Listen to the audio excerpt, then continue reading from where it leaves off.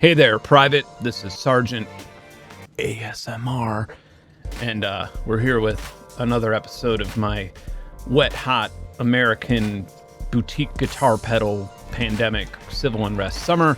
And this week we have the Poly Digit / Bebo. I feel like I'm not really giving any secrets away. As you may know, a lot of bigger companies, guitar pedals or even multi-effects pedals, all have the same circuitry and guts, but they have different types of firmware. You can't interchange the firmware, you just have to shell out the money for another pedal. The PolyFX Digit is a very customizable touchscreen pedal that has sort of a modular interface to make the effect that you want.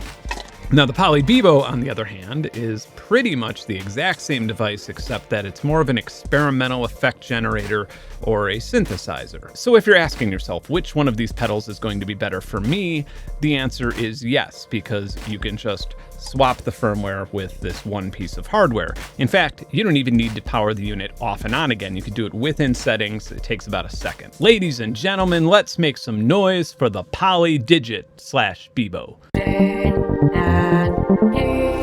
I'm trying to predict what question will be asked 40 times in the comments, so I could just answer it now before moving on to anything else. So, which is better, the Poly Digit or the Empress Zoya? And the answer is no. It's kind of like asking, should I spend $500 on the new Xbox coming out later this year, or should I spend $500 on a 4K TV that supports HDR to play Xbox on? The Zoya has Empress's world-class algorithms in it. The Digit allows you to load your own custom impulse response cabinet simulations and reverbs. The Zoya has this innovative grid of colorful buttons that are both interactive when you touch them, and they also interact with both CV and audio data. The Digit has a multi-touch screen that looks more like a really basic max patch or reactor patch. The Zoya has an immense list of low-level modules for modulation and sound processing. The Digit has modules that are ports of mutable instrument stuff with really nice user interfaces. If you can see what I'm getting at, they cover each other's weaknesses really well, and they would be like the perfect 80s cop partner duo who always have each other's back, and that's probably just a terrible metaphor to be using right now. I'm gonna climb up a tree and climb out on a really long limb here and look down at you when you're looking up at me going, oh, what's he about to say? And I'm gonna say that arguably the average guitarist could probably replace their entire pedal board with just these two pedals and get functionally the same result. All right, first things first, there's this multi-touch screen. There are two knobs. The knobs affect whatever you touched last. This bypasses everything. These two are assignable, although you can also tap them and it'll figure out the BPM of what you're tapping at. In the back, all of these are stereo, so you actually have 4 in and 4 out, so you could make your own effect sends and returns if you need to, and you also have MIDI in and out. This is also a USB thing. Now, gosh darn it, I should have asked if you could just plug a USB compliant MIDI keyboard into this and it work, but I've only used it for firmware by putting a thumb drive in. And also, which is really crazy, it has a DC power input port, I know, right? So as I mentioned, this piece of hardware can either be the Digit or the Bebo, depending on what firmware you've loaded into it. And I'm going to refer to it as the Digit from here on out to make our lives a lot easier. With the modular touchscreen interface, the thing that caught me by surprise is that I thought that I would have checked out the Digit firmware, plugged my guitar into it for 5 minutes, moved over to Bebo, and never looked back. And I actually spent most of the time in Digit. The Digit has some really nice preamp modules in it, and that combined with being able to load in my own impulse responses for speaker cabinets and my own impulse responses for reverbs is incredible. For those of you who are unfamiliar with impulse responses or convolution reverb, a good example would be if you came over to my house and you said, hey, I really like the sound of your amp upstairs. Can I capture its soul? And you could actually do that. You could run a sweep through it with a special mic, or you could use a lot of different mics. And then you would save that file, and then you could load it right in here. And then all of a sudden, this pedal sounds a lot like my amp. And then let's say you weren't even satisfied with that. And you were like, no, Ben, remember I had a 500-foot guitar cable, and I was playing the guitar through that amp, but all the way in your most distant bathroom on that floor, and I was pooping while playing the guitar, and I want it to sound like that. Well, that's actually possible too with convolution reverb. There's a lot of super professional and semi-professional and just plain ghetto ways of accomplishing this, but a really ghetto way of accomplishing it would be if you took a Zoom recorder into my bathroom, shut the door, then I went out by the pedal and popped a balloon, then you would just have this reverb tail in the audio file. So now you've sampled an impulse response of how something sounds in that room coming from the amp out in my living room. And you could put it on this here little thumb drive and just plug it in here. Of course,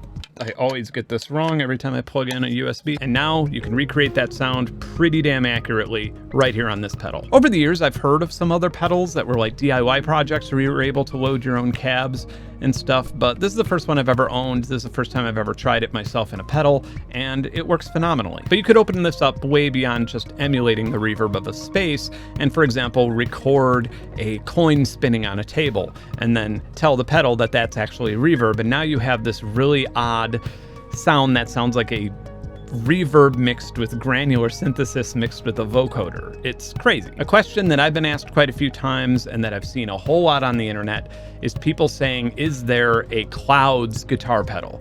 And when I say Clouds, I mean Mutable Instruments Clouds. It's one of the most famous modules ever made. It's a texture synthesizer, but a lot of people use it as an end of chain effects. While I don't recommend putting something as fragile as a Eurorack module in a little floorboard case, some people have done this. However, they don't need to anymore because the Digit and Bebo both have a Clouds module in there. So it is official. Shout it from the highest of mountains. You now have Mutable Instruments Clouds inside a guitar pedal. I feel like I've said this a few times in this channel, but it's worth saying again.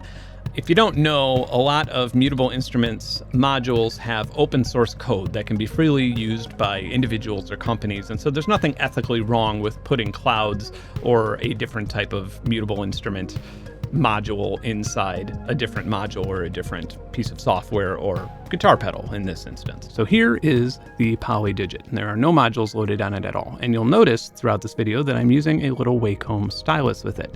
It does not come with a stylus, nor does it require a stylus, nor do I even recommend using a stylus unless you have a whole bunch of studio lights on it and you need there not to be any smudges on the screen. And I would rather use a stylus than have to clean this with Windex every single time I touch it. The screen itself is glossy and it looks really nice, but in this setting, literally every touch screen that I put down gets a bunch of fingerprints on it, so I'm just gonna avoid that. So this is pretty simple. I have mono 1/4 inch outputs coming out of 1 and 3, and my guitar is just going into 1. So I could just tap 1 here, I could connect it to out 1, I could connect 1 here again to out 3, and now I have my guitar patched directly through it. It's amping it a little bit, but if I press the C foot switch, it bypasses. Starting over from scratch, I'm going to press this little plus, and here's a bunch of modules that I could add in. And one of the things that impressed me a whole lot were the cab simulators and the impulse response reverb. So let's go with the stereo cab first, and I'll just show you how that works. We can move it around. Once we move it, we can just go back, and then it's sort of there. That way we don't have to worry about it moving around accidentally. I can go in from that guitar into the stereo cab. The stereo cab can go out left to 1, out right to 3. And now in the firmware I have right here, it actually has a bunch of stereo cabs that have different microphones on different speaker sets in different axes. And I also put in some of my own stereo cabs. So this is a Blue 212 being simulated from across the room.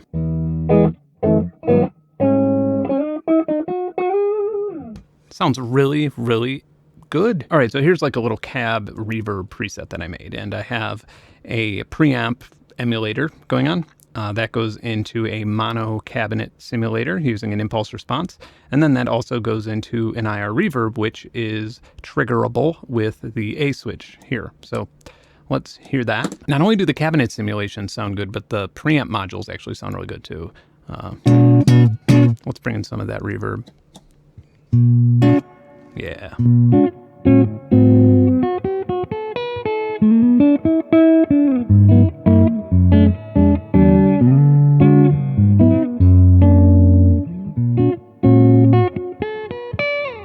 Now I'm instinctively touching it with my fingers, breaking my own smudge rules, but if you could see how I have this routed, I have it routed to the preamp, it goes into the mono cab, then it breaks off into two signals. One goes directly into a VCA that I can control the volume of, that goes into output 1 and 3, which is here. And then it also goes into another VCA, which is enabled by this foot switch, and then that goes into the reverb simulator. So for example, if I brought this down, all I would have would be my reverb signal. Another thing worth noting is that these modules obviously open up to a bunch of little settings here. And if I wanted to, for example, put more gain on this, I could either do it with my finger or my stylus, or after selecting this, I could just use this. This is the fine-tune knob here on the left, and then this is the not so fine-tuning knob on the right. Let's change pickups here and actually use a guitar pick.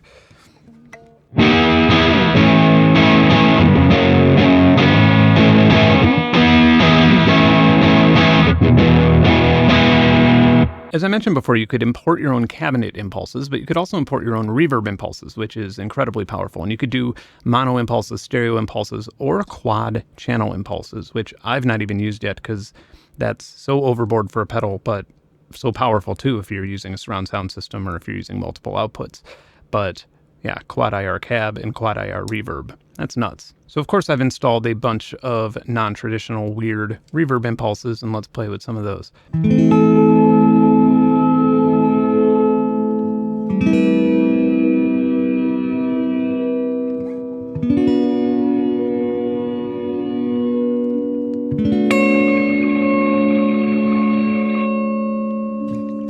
This one is like an ASMR recording of drawing, like the sliding of a pencil.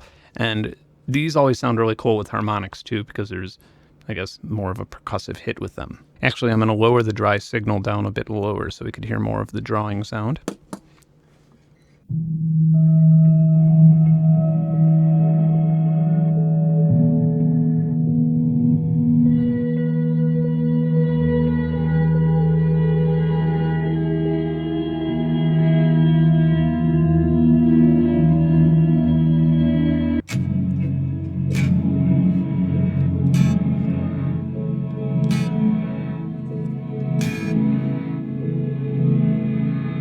One guitar tone that I seem to just like listening to a lot, that a lot of people would probably disagree with me on because it's a pretty ugly tone, is like this northern Mexican rock tone from the 70s and 80s. And you could hear it in a lot of like Robert Rodriguez's earlier films like El Mariachi and Desperado, and even some Tarantino films.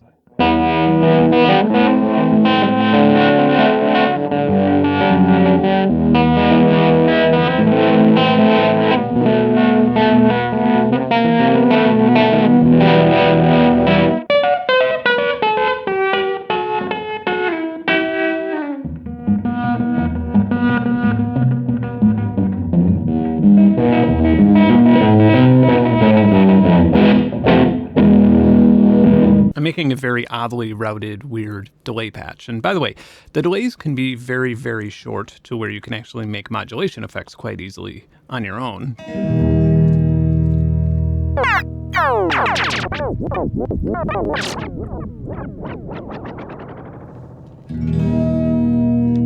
And also the delays can go insanely long, I believe.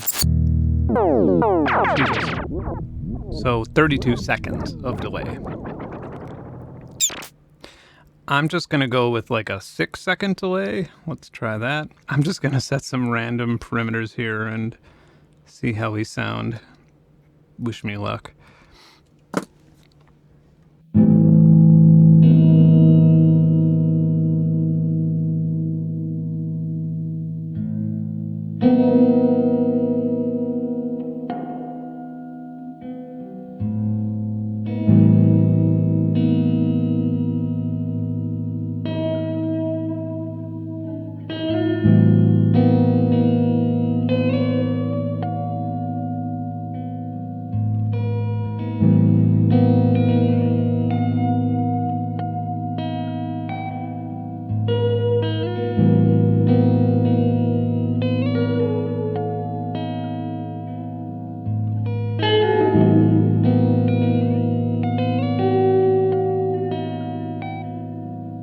This went on for a really long time. I'm gonna add a new module, and that module's gonna be called Granular. Granular is Clouds, Mutable Instruments Clouds. As many of you know, Clouds is a Eurorec module, and the firmware for it is actually open source, and it's been ported to a few different places. This is the first time I have seen it in a guitar pedal. It may exist in another guitar pedal, but this is the first time I've heard of it, and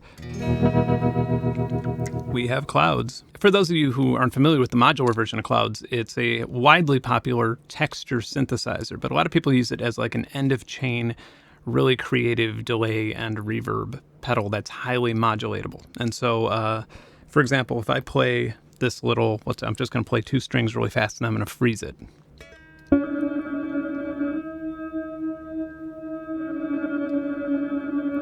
So I could bring in an LFO here, and here's all my LFO options, and I could just connect that to Granular and then have that affect my position.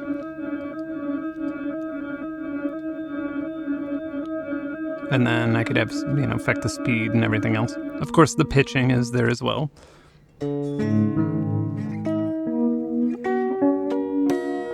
By the way, the Clouds reverb is super noisy, and it's not the fault of PolyFX. That's just, I suppose they could rewrite the Clouds firmware for their own pedal if they wanted to, but the reverb is actually just a part of Clouds. It's just a noisy reverb. It's not the best reverb. All right, let's try this.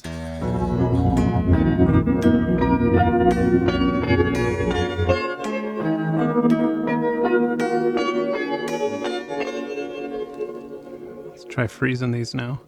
I could freeze this one.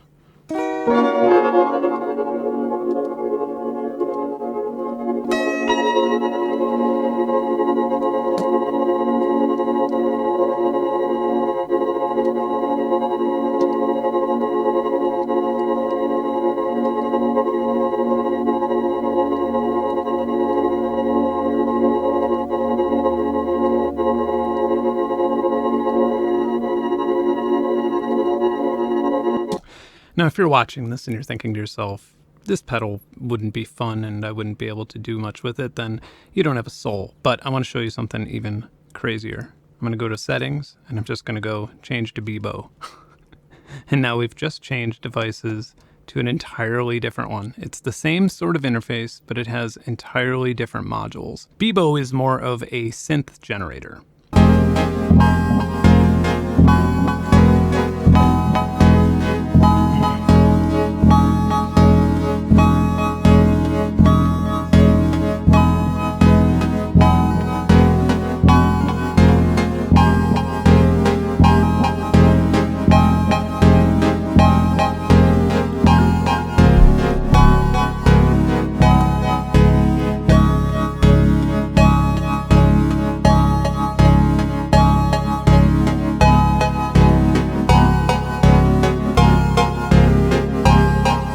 The developer over at PolyFX says that he intends to port over all of Mutable's open source stuff. And so we can already see some of that here in Bebo. Granular, of course, is Clouds. Metamodulation is Mutable Warps. Macro Oscillator is one of my favorites ever. It is Plates, or Plats, depending on how you want to say it. By the way, this device does have MIDI in and MIDI out, but I'm just going to trigger this oscillator with an LFO just so I don't have to have a bunch of sequencing gear up here. What I thought was really fun is that I had never seen an interface for Plates before. I have the module, but I've never looked at it in this regard. And it's kind of funny because it actually taught me a little bit about the module, or just I got to see it in a way that I'm not used to. They even have the vowel and speech synthesis. Sounds like it's saying bread. I just want to go to Olive Garden and when the waiter comes up, just make that sound. I'm going to put this voice through a little resonator and see how that works. Now let's see what this does.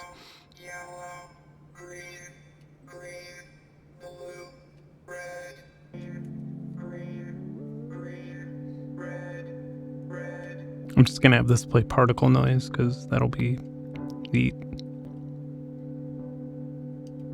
I want to hook up an LFO to the chord perimeter. There we go.